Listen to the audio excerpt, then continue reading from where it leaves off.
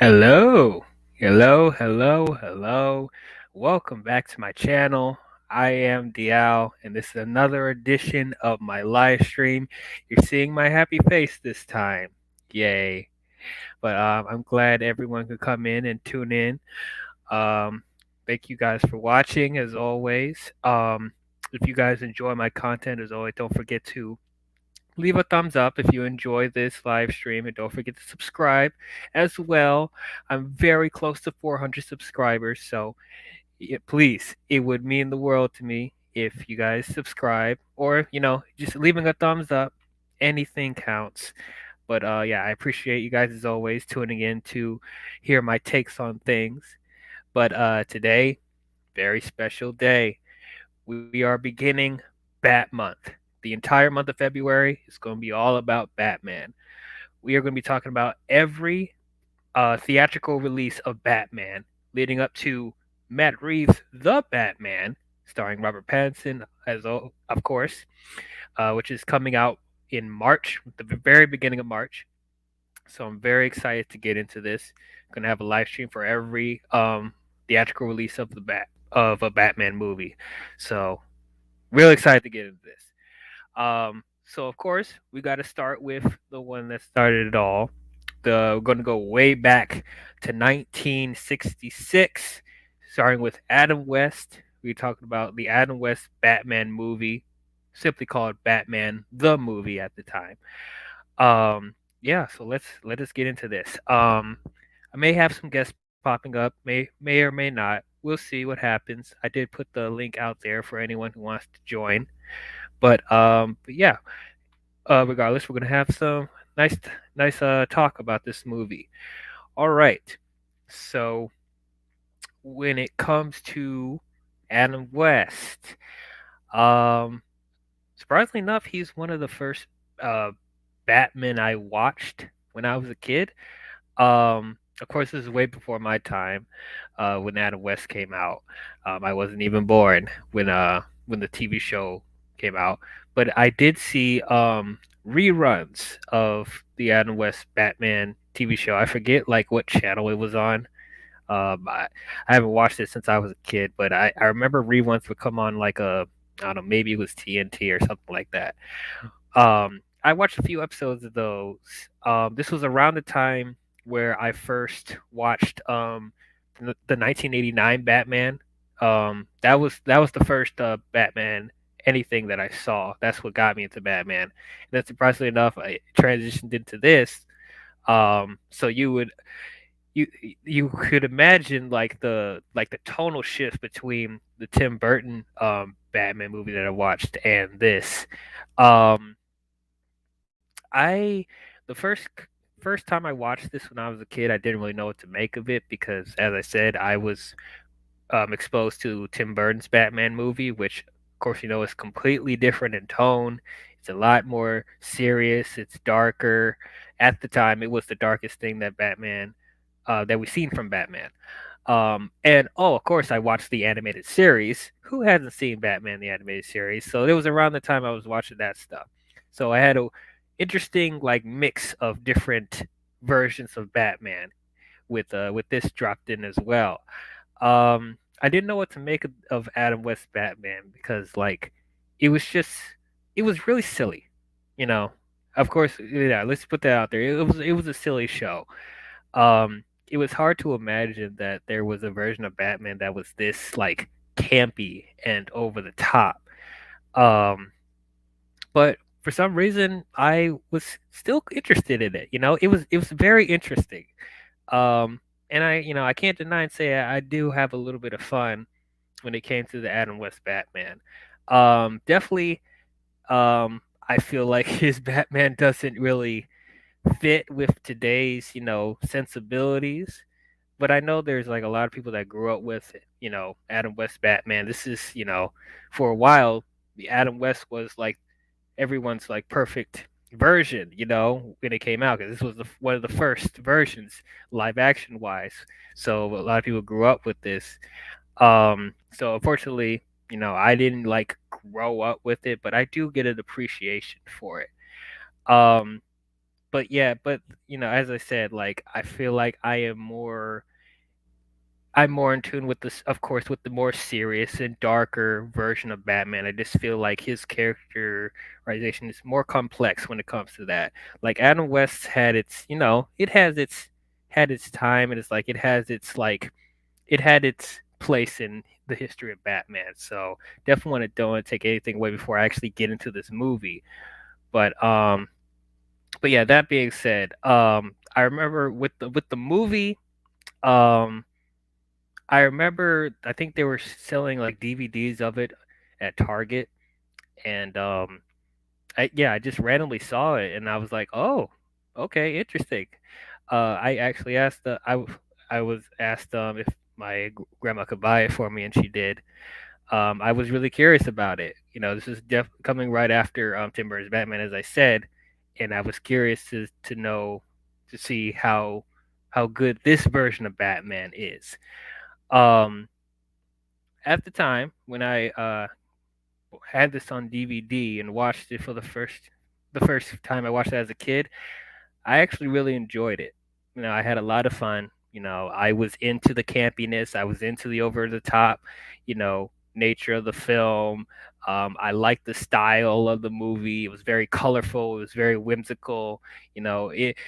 Batman wasn't afraid to have fun in this version, which I feel like, since we're just so into the serious tone of Batman now, it's like we forget that, Batman can have some fun, So I definitely had a good time with it as a kid.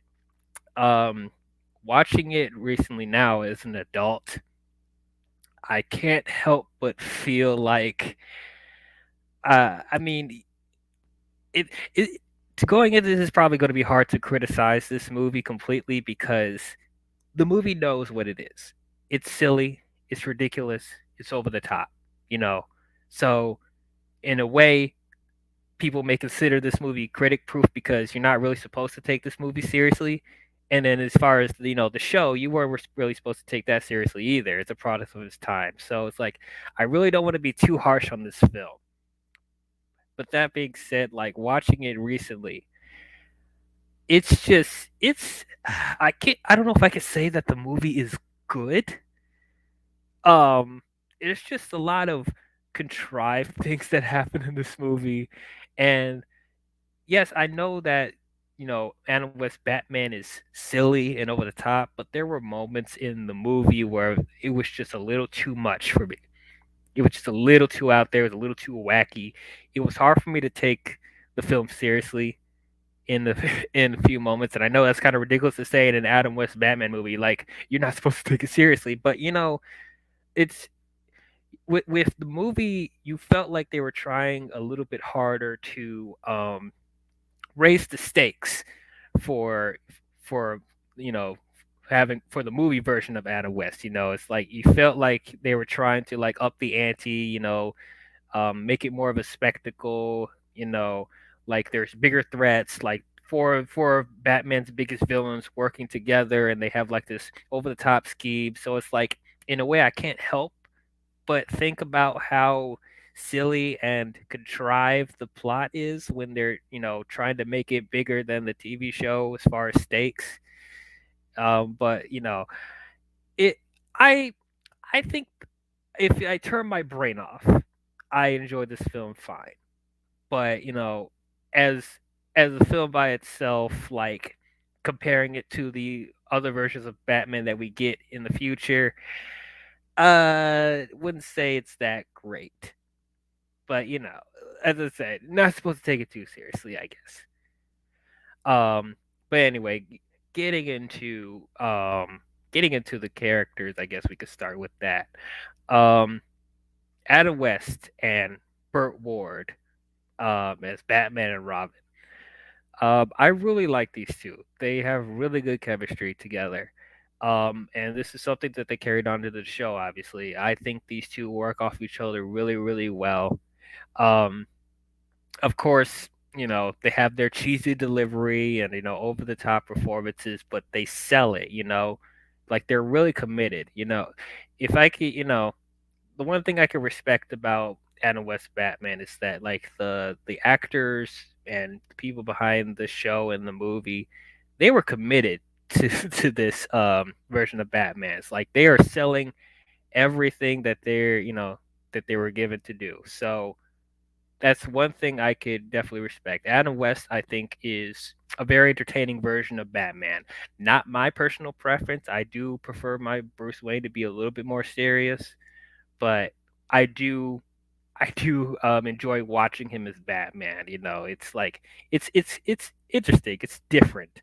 Um, though sometimes, even though I'm enjoying it, I can't help but notice how it's just very corny and over the top. Some of the dialogue, well, actually, a lot of the dialogue in this movie is very like just corny and wacky.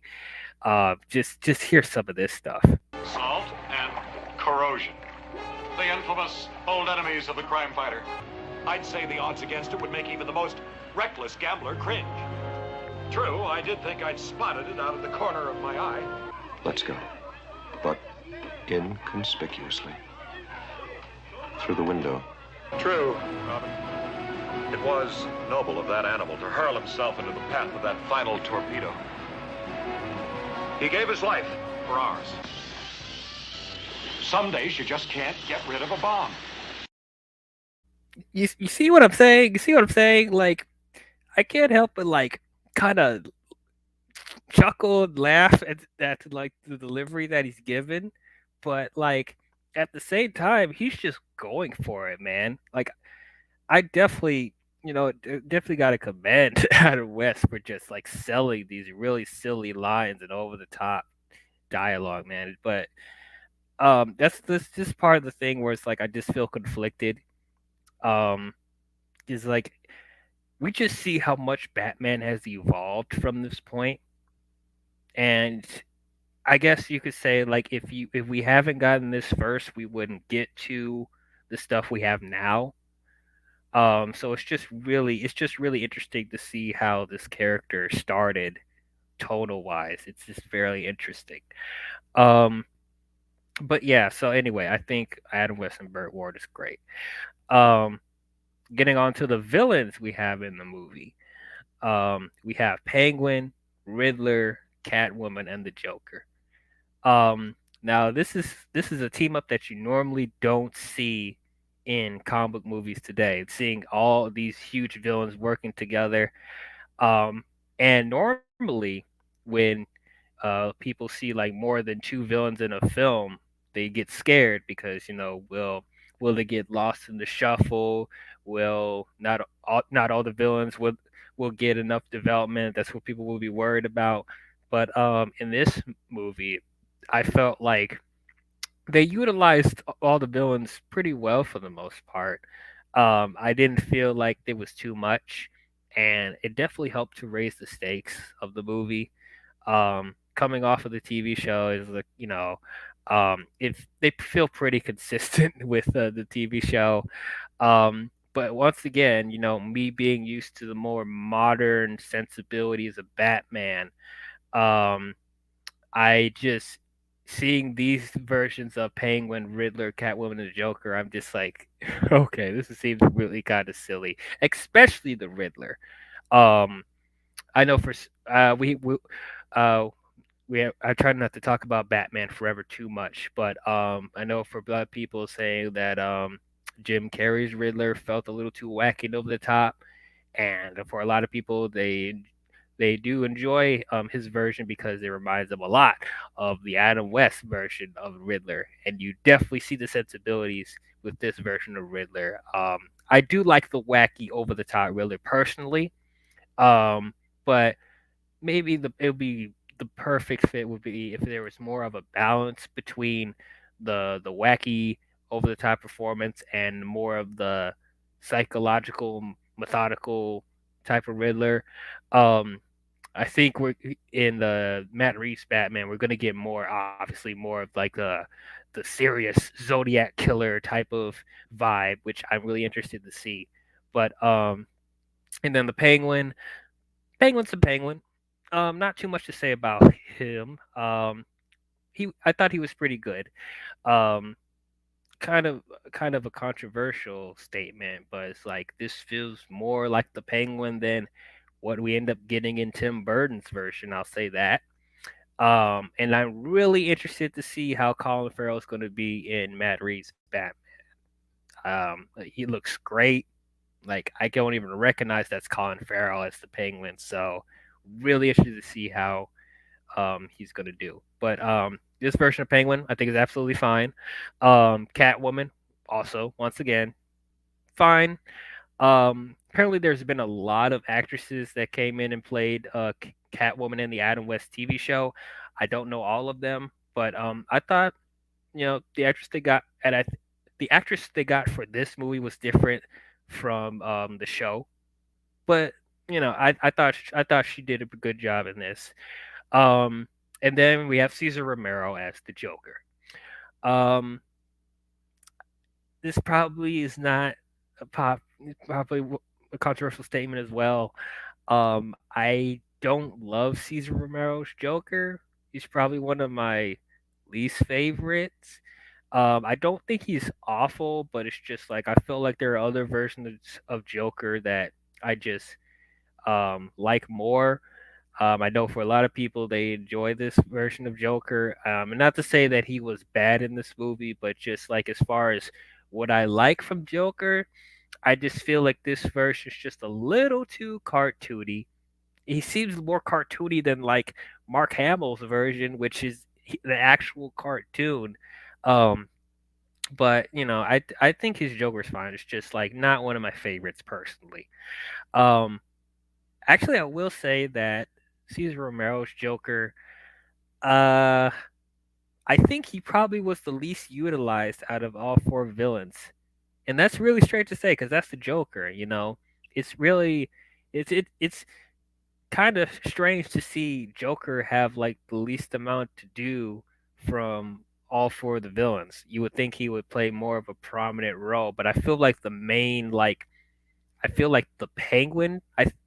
Either the Penguin or Catwoman has the most like development in this film, which is very interesting when you have a movie with Joker.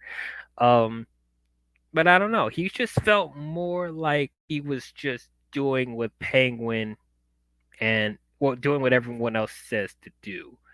I don't remember really a part in the movie where he was front and center. So that was just different.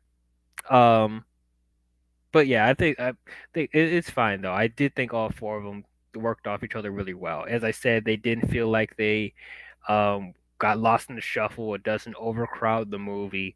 So this is the way you handle more than two villains in a superhero movie. So just take notes from Adam West Batman, how you utilize more than two villains in a film.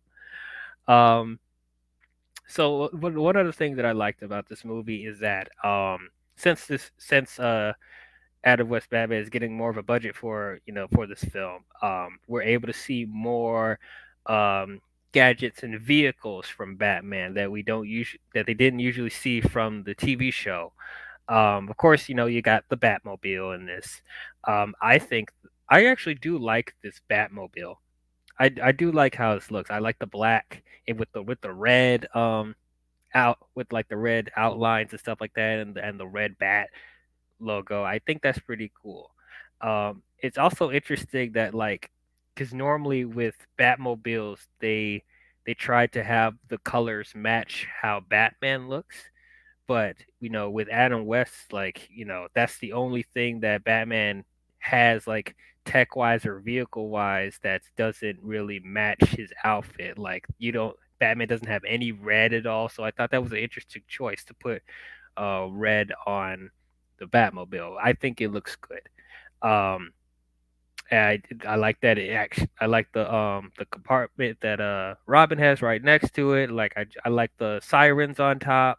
And you would think this is something that I wouldn't really like in a Batmobile because you would think I'm used to like how the Batmobile would look a certain way, but like I don't know, it just works for this version of Batman. I just really like this Batmobile.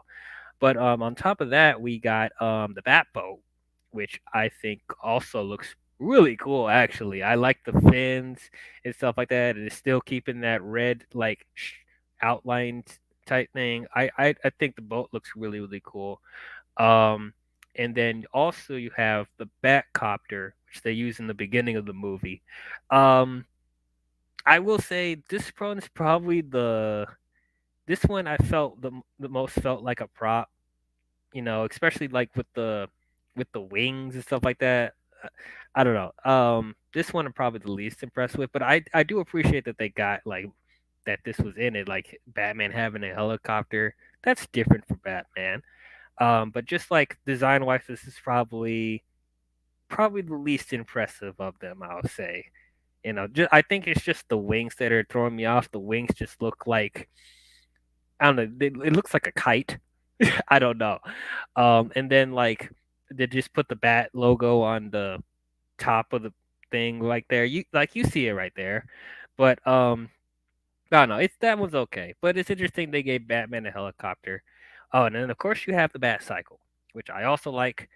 Um yeah, the little compartment that Robin gets. And once again keeping with the red like theme with the vehicles, which I also like.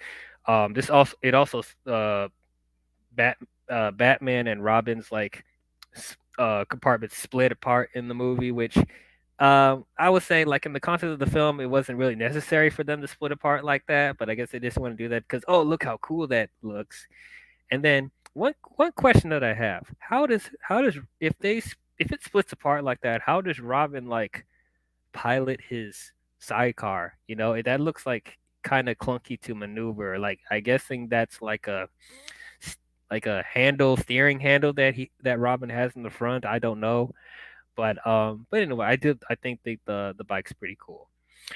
Um, so getting into the plot of this movie, um, which is really wacky and over the top.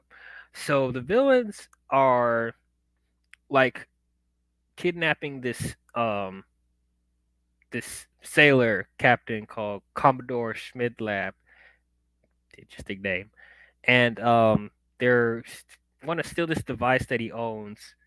That it's like this cannon that dehydrates people, and they turn them into dust.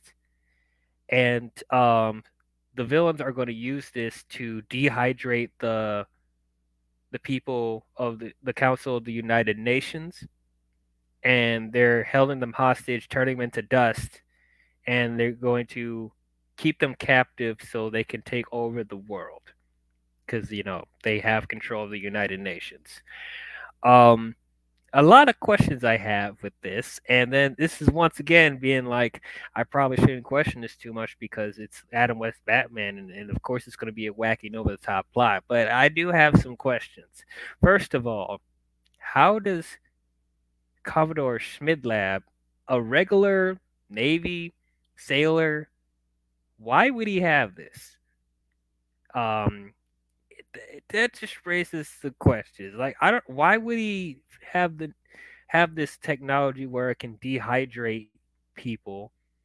How did he create? Who created this? First of all, how was this even invented?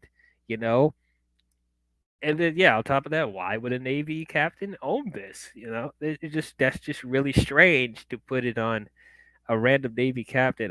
That was just really random and odd. Um, and then so the villains are gonna hold the United Nations captive as powder, and like okay, so they want to take over the world with this. Okay, so like, are they going to? What are they gonna do? Are they going to? They don't really like explain too much what they do after that. Are they going to order the nations to give them money? Are they going to force everyone to like um make them the rulers of the world? Like what are they trying to accomplish after that, right? Um and then it's like, are they gonna keep the United Nations dust forever? And then another thing, how if they're going to rule the world, how are they going to deal with the politics of all the different nations if they have all the council members from the different nations just turned into powder, you know? So it's like it's just a rabbit hole of things like that where I'm like, okay, wait a minute, wait a second. And then on top of that, the way they turned all the council members into dust, kind of silly.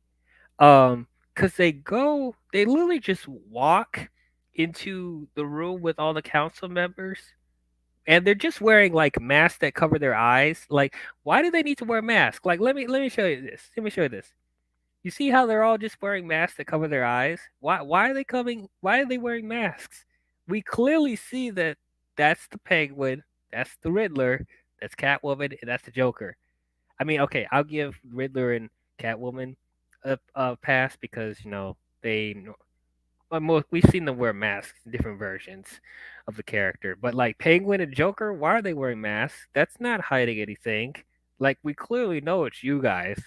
But anyway, so they walk into the council room, and then all the council members are just like I don't know, just talking over each other. I guess they're like everyone, all the council members are talking in their own language, talking over each other. Like no one's actually like listening to each other. Everyone's just talking over each other. And then, so while all this is happening, Joker just takes the dehydrator and just turns everyone into dust. And then none of the council members react when this happened. Like they all just continue to just talk and argue, and no one's noticing people turning into dust. Huh? Why? Like what? Wouldn't you wouldn't they freak out? Wouldn't they notice, hey, there's random people that walked into the council building? How did they get in first of all? How did the villains just walk into uh, a United Nations room without getting caught or stopped by anyone? That just raises the questions right there. Um, but anyway, not supposed to think about it, right? It's supposed to be wacky and over the top, right? Um, and then okay, so there's another subplot between Bruce Wayne and Catwoman. So Catwoman um goes undercover as this Russian lady called Miss Kika, which not very subtle at all. Kika, Kit, Kit, Kit Kat, Kitty Cat, like. But I'm trying not to tear this apart too much, but yeah, there's a subplot with Bruce Wayne and Miss Kitka, and I guess like they're trying to capture Bruce Wayne for some reason. That was a subplot. I don't know why, but that I have to admit that was kind of cringe. With Bruce and Catwoman in this movie, like the Miss Kitka stuff, I'm just like, wow, this is really wacky and silly. And normally I like the chemistry between Batwoman and Batman and Catwoman. Normally I like the chemistry when it comes to shows and movies with these two together. This is probably the one exception where I'm like, I'm just cringing. Hold on, let me look at the chat real quick. You got Master Swag King Entertainment in the building. What's up, my guy? Glad you can come through. But yeah, just the Bruce Wayne and Kitka stuff. It was just cringe, like especially just like the dialogue they're given with each other, like it's just really melodramatic, and Adam West with his over the top delivery. It's just it's just hard for me to take it seriously. And all my days are trances, and all my nightly dreams are where thy dark eye glances, and where thy footstep gleams. Do we dare? Why not? Yes, of course, why not? Of what use is a dream, if not a blueprint for courageous action? Oh, into action, comrade. Oh my gosh. It's like it's that type of dialogue. I'm like, what am I watching? Did this become a soap opera all of a sudden? And then just Bruce Wayne is just swooning over Miss Kitka like just like that. I'm just like, I don't know. And then just the weird porno music in the background. That's what it sounded like to me. You heard that. You heard the music in the background, right? I'm just like, what are we doing here? Like, so wacky and over the top. Um, we're gonna comment. You're doing a Batman month yourself? Okay, cool. That's cool, man. Okay, and this movie will not be a part of that. Okay, that's fine. Just for me personally, I want to cover all the versions of Batman that had a theatrical release, and this is one of them. I also want to talk about this because I want to go through the whole spectrum of Batman before Matt Reeves' version comes out, so we can just compare and contrast and see, how all the versions stack up with each other. Um, and before we actually see how Robert Pattinson's Batman is, just to be fair, if I have criticism with this one, I could go back and be like, well, this version of Batman did this, that version of Batman did this. I may or may not like this more than the other versions. So I just want to be fair because this Adam West is a part of Batman history, so that's why I'm personally doing it. Um, and honestly, you're not alone. I think there's other people doing Batman months, which I'm competing with other people too. Resident Justice. Um, the Resident Justice is talking about all the Batman films before the Batman as well. So I have some competition with him as well. So perfectly fine. We can all do our Batman months. That's perfectly cool. I think we all have enough room to talk about it, which is perfectly fine. Um, but anyway, getting back to the movie. But yeah, the Bruce Wayne Miss Kicka stuff I just didn't care about, and it was strange that um Bruce Wayne, who's one of the greatest detectives, Batman is one of the greatest detectives, didn't realize that was Catwoman. All she just had a mask covering her eyes, but he didn't realize that was Catwoman. And the Russian accent, okay, I'll give you the Russian accent wasn't bad, but like you've encountered Catwoman so many times and you don't know who she is, and she's just covering her eyes. Which okay, I think I'm nitpicking. I know I'm nitpicking because Robin just covered his eyes and nobody knows who he is. So like fair, I'll be fair. But it's just like I don't know. I was just not feeling the Bruce Wayne and Miss Kicka stuff.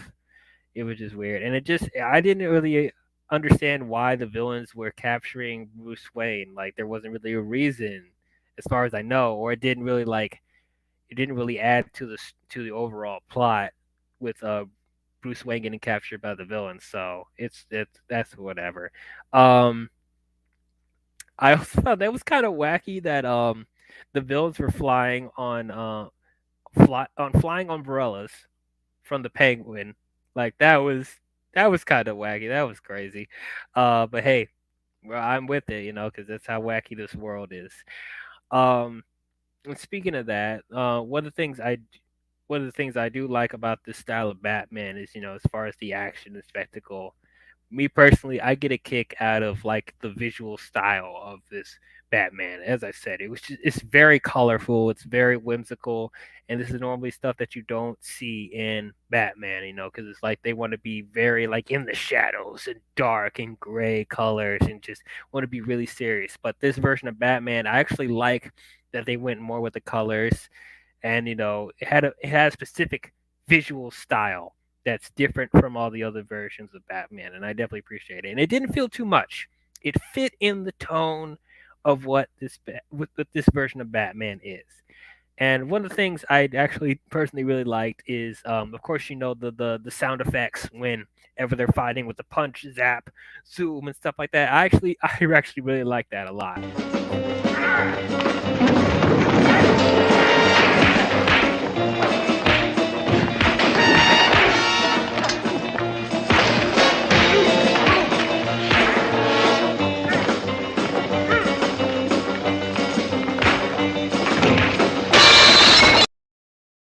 I get a kick out of that stuff, man. I like that.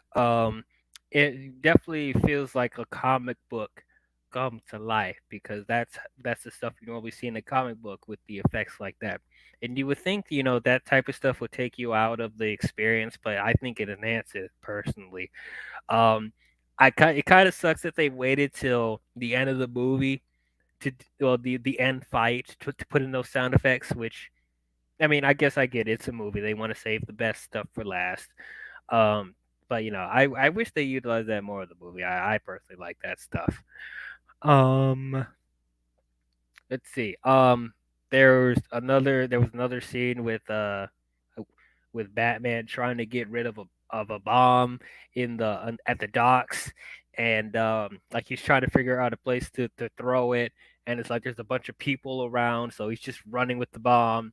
Um, okay, there was one part where when he's running around with the bomb, um, he's about to throw it like across the bay. But what stops him? There's a bunch of ducks in the water. Okay, so I may be crazy, but it's like I would have just sacrificed the ducks. I'm sorry. Like there's bigger stakes here than letting ducks live. Like why didn't he just throw it over? I mean, I know that animal cruelty, blah blah blah, but it's like ducks or the people in the docks. Needs of the many outweigh the needs of the few. You know what I mean? It's just Some days you just can't get rid of a bomb. I mean, you can. All you have to do is just throw it across the bay. Like literally, forget the ducks. I mean, I get there was the one scene where he tried to throw it in another part of the bay, and there was like this couple making out in a boat. Okay, yeah, don't throw it there. But like he stopped for ducks. Okay, all right. It's just it's wacky stuff like that. Where it's like, okay, I can have fun with it. Like I said, if I turn my brain off, but like thinking about this seriously, critically as a film, I'm just like, why? Why are we doing this? Um, and you have other silly stuff like when Batman and Robin are like using their grappling hooks to like climb on top of a building. It's clear that they're not actually climbing on top of a building. They just have the camera turned in an angle to make it seem like they're climbing on top of a building, but it's like they're acting and stuff like that. It's wacky stuff like that where I'm like, okay. I mean, again, I have to give them some slack because it's 1966, and it's like like they have a huge budget to make everything look convincing. Like to be real, like if we're talking about this in real life, they wouldn't be walking around in pajamas as costumes. Like the suits, they're pajamas. They're like stretchy, skin tight. It's like this is the material of my shirt. Like they're running around fighting crime in that. It's like that's the wacky stuff right there. So this is the type of stuff you just gotta go with, I guess. Um, and then you have other gadgets in this movie, like just the wackiest gadgets. You never thought Batman would have stuff like shark repellent bat spray. What is shark repellent bat spray? Because there was a scene in the beginning of the movie with the bat copter where uh there was a shark that was hanging on to Batman's leg. Okay, first of all, if this was a real shark, like Batman would be in pain. But it's like the shark is just clamping onto Batman's leg and he's just reacting fine. He's punching the crap out of this rubber shark. And then he asks Robin to bring down shark repellent bat spray. I'm sorry, there's no such thing as shark repellent. What is shark repellent gonna do? Like you're gonna spray the what is it? What does it do? Does it kill a shark? Like what? Huh? Is that pepper spray for sharks? Why? What? That was just nuts. Like I'm like they have shark repellent. That's not a real thing. I hope people don't think that's a real thing. There is no such thing as shark repellent, but hey, it's Batman. He can have whatever he wants. So you have that, and then and then you have stuff like the bat charges, which they use against Penguin's submarine that has like a dude, the submarine has like a penguin head in the front, and it has like penguin flippers feet in the back. Like that's the wacky stuff we have in this movie. But like the bat charges. Okay, is that a when it was shooting at the submarine? Is this a cannon? Is this no, what does it do exactly? Like when when Robin shoots the bat charges at the submarine, like it just what does it zap it? Does it mess with the electricity of the submarine? I guess I just never fully understood what the bat charges do. Um, but hey, visually it looked cool. When he was shooting the cannon, it looked cool. Um, so you have that, and then you have a Batman had this radio transmitting thing that could like blow up miss torpedoes in the water and stuff like that. I don't know if that's a real thing too, but hey, it's Batman. He has whatever gadgets he needs for the plot. He can just pull out whenever. Um, and then you have the whole thing of Batman labeling every gadget and vehicle that he has. Like he would literally just have labels like, the Bat telephone and the Bat computer, Bat transmitter.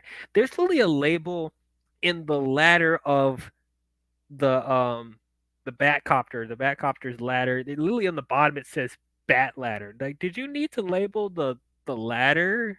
Was like we know it's the bat ladder. It's coming from the bat copter. Of course it's the bat ladder. Why are you labeling that? But it's like, okay, whatever, it's fine. Um so at the end when they have the big fight again with Batman and Robin against the villains and the minions on top of the submarine, which was entertaining. They brought back the zip, bat, boom, whatever that the sound effects there, and then Batman and Robin are chasing after Catwoman, and then Catwoman just lightly trips, and then her mask comes off, and then Batman finds out that Miss Kitkat was Catwoman the entire time. Uh, that was just I felt that was kind of lazy. How she just like trips over slightly, and then the mask just comes off. And then they want to try and make it like a serious, somber moment. Like, oh man, everything Batman knew was a lie, and then they're playing that music with the singer at that one club that Miss Kika and Bruce Wayne were dancing at, and just like they were trying to really milk that emotion, but I was just personally not feeling it. And then the most oh my god, the most stupid thing happens after that. So Commodore Schmidlap, who was captured by the villains, walks out. Okay, first of all, he never realizes that he's under a trap with the villains. Like he thinks he's going off his regular day on his boat, but the villains captured him and they like staged this whole like area to make it seem like he's been on the boat the entire time. He never realizes that he's being captured by villains, which also is kind of stupid, but it's like whatever. But he decides to come out because like nobody gave him his tea or whatever, and then he trips on the powder of the United Nations people that got dehydrated. And the whole time I'm thinking, okay, so up until that point, when when they had all the United Nations people caught up in the tube or whatever, they had them all like on this thing in the submarine. Before then, Robin was shooting bat charges at the submarine and causing the submarine to shake, and they the powder never crashed over or fell into the floor at all there. But Commodore Schmidlab, when he trips and then sneezes, that's when the powder wants to shoot all over the place. I guess they want to do that for a gag, which is fine, but it just seemed kind of stupid that they want to make another conflict right when the movie's about to end. So that's when Batman's like has to like carefully put all the powders in the right places, so they can rehydrate them at the end and they'll all come back okay. Um, and so, okay. Oh, there's one thing I did want to talk about, before we get to the end thing that I actually did appreciate with this version of Batman. Um, there was a subplot, there was another dumb subplot where the Penguin disguises himself as the Commodore to trick Batman and Robin. Um, which I appreciate that time Batman and Robin knew that was the Penguin, which again makes it inconsistent because how come Batman didn't notice that Miss Kitka was Catwoman? Okay, whatever. But anyway, so the Penguin's disguising himself as Commodore Schmidlap, and they were trying to trick Batman and Robin to bring them to his Bat cave, and the Penguin had like these rehydrated powders that he was going the dehydrated powders that he was going to rehydrate, and it would turn into minions and they would attack Batman and Robin in the Batcave. So he rehydrates his minions and Batman and Robin starts fighting them. But whenever Batman and Robin punches or kicks one of the minions, they disappear. They turn into nothing.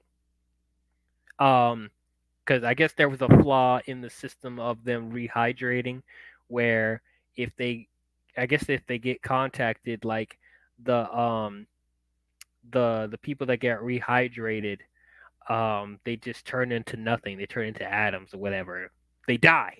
They're dead. So when they punch them, they disappear forever and they're gone. Um, so for people that say that Batman doesn't kill, technically this is an example of Batman killing. Um, well, not like in like a visceral type of way, but like he ended the life of those minions that dehydrated and turned to nothing. And I actually liked that there was a moment where Batman was talking about messing with the laws of nature, that's one of the things appreciated with Adam West's version of Batman, because like he actually tries to like teach some lessons, for the kids, or stuff like that. He is more of a direct role model with this version of Batman than the others. You don't normally see Batman just talk about tampering with the laws of nature like this. So it's like I actually like that moment. That's an underappreciated moment with Adam West Batman, because like this is stuff you don't normally see Batman talk about. But I personally appreciated that. Um, so anyway, getting to the end, when they try to rehydrate the United Nations Council, and they try to put all the powders back together after Commodore Schmidt had sneezed on them and mixed them all together. Batman and Robin do their very best to put them all back, put all the powders back where they're supposed to. So they have everyone, waiting at the United Nations like meeting room, and Batman and Robin is initiating the rehydration test, and Commissioner Gordon and everyone is waiting to see how they if it'll be a success and they'll bring all the nation people back. So they rehydrate them. They all come back, and they're all still continuing to yell at each other like nothing happened. So it's like okay, they're all brought back, but um there was a slip up with that, because apparently the United Nations members like they switched bodies. So the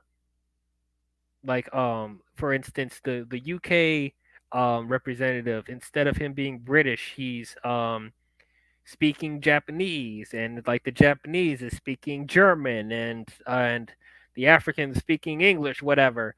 So all their languages are mixed up. So I guess they switched bodies or whatever, and everyone is just like freaking out, being like, "What just happened?" And Batman and Robin were just like, we messed up on that one.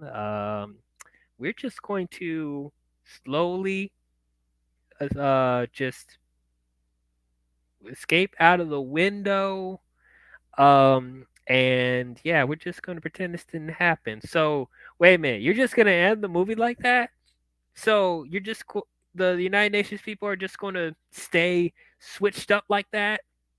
It's gonna be freaky. Like they're just like they're not gonna try and fix that. They're just like you're just gonna end the movie with Batman and Robin just going out the window and just like with sneak out the window and just let this happen. The United Nations people are just gonna stay mixed up like that. That you're just gonna end the movie like that. What?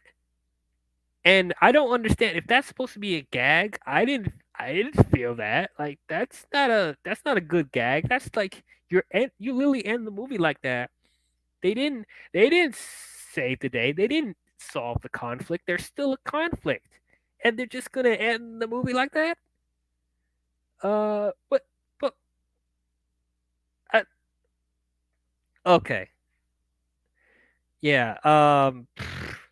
That I thought okay, I'm sorry. That was BS. Regardless if it's supposed to be campy or wacky, not supposed to take it seriously, it's supposed to be gags or whatever. You don't just end the movie like that. Because like they still have a dilemma they need to solve, and they're just gonna Batman's just gonna run away from the issue. Batman doesn't do that. He doesn't run away from the issue. That's the one thing that felt out of character with Batman in this movie. I did not like that. It I wouldn't say that completely ruined the movie for me, but like that was definitely an issue. I did not like that ending. Um, but anyway, I think that's all I got to say for this movie. Overall, I I had a good time watching this. It's a fun little film. Um, for people that grew up with Adam West, I definitely don't want to take away from that. But for me, it's just I feel like I need to be in a certain mood to watch Adam West now. Like if I want to be in like a wacky, silly, comedic mood, I'll watch this just fine. But like definitely not my favorite version of Batman. I definitely respect Adam West's, place in the history of Batman. He's definitely important regardless of how much I like his version. He's very important. Like I said, if we didn't get this, we wouldn't get the series Batman we got now. But as the film on its own, it's wacky, it's silly, it's over the top. It's the plot's outrageous. Um, and the dialogue between characters I just feel is really melodramatic, especially the stuff with Bruce Wayne and Catwoman. It's just like I was just not feeling it. Um, but when it gets to the wacky stuff we want to see from Adam West Batman, when they're in their vehicles or when they have the random gadgets, or like when they have wacky situations like a whale coming in and saving Batman and Robin from getting blown up by a torpedo. Yes, that actually happens in the movie. I mean, it happens off screen. You don't actually see the whale, but you have exposition where Batman's talking about that. You have wacky situations like that. When they lean more into that, and the zip bam boom stuff, it's entertaining. I can have fun with it. But when it's trying to get serious and when it's trying to focus on the plot with the villains or whatever, I just feel like it didn't fully work for me. I do like all the villains in the film. Like I said, I just personally wish that Joker had a little bit more to do because it felt like the other three had more of a role. But other than that, I did enjoy all the villains in this film. Um, Burt Ward, Adam West, great chemistry as Batman and Robin. Really like them working off each other. Um, but yeah, man. I don't know I don't even know what to give this. Like, I mean, like I said, if I turn my brain off, I have fun with this movie. It's pretty good. I'll give it pretty good. Um, but if I'm judging this to today's standards, uh, the, the quality, I gotta say maybe it's a low, just okay. It's a low, just okay. So I'm of two minds of it. So it's probably between a just okay and pretty good. Um, but yeah, that's how I feel about Batman the movie, 1966. Uh, Tell me, what did you guys think about the Bat Adam West Batman movie? Did you guys love it? You guys hate it? You guys think it's okay? Did you guys grow up with Adam West? Is Adam West one of your favorite Batman? Comment below. Let me know. I'd like to thank you guys for tuning in and listening to my thoughts. If you guys enjoyed this, don't forget to leave a thumbs up and subscribe to the channel. If you want to be notified on future videos I'll be doing, please hit the bell. The next Batman film I will be talking about is, we're going to start to talk about the movies that people want to hear. The next one we'll be talking about is Tim Burton's Batman of 1989. That's the next Batman film we'll be talking about. So tune in for that when it comes on. But thank you guys for watching as always, and I will see you guys in the next one. Talk to you guys later. Holy Polaris Batman!